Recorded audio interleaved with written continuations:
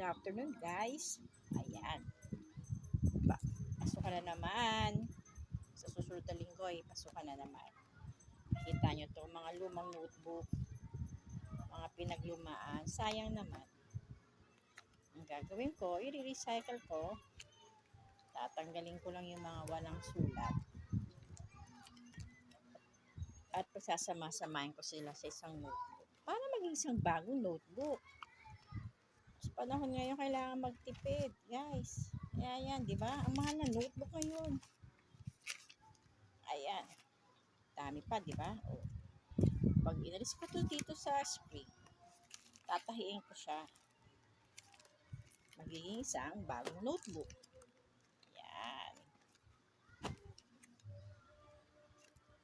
Ayan, guys. Ang dami, di ba?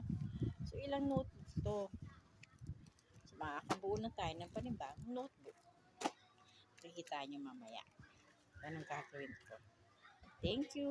Thank you for watching. God bless.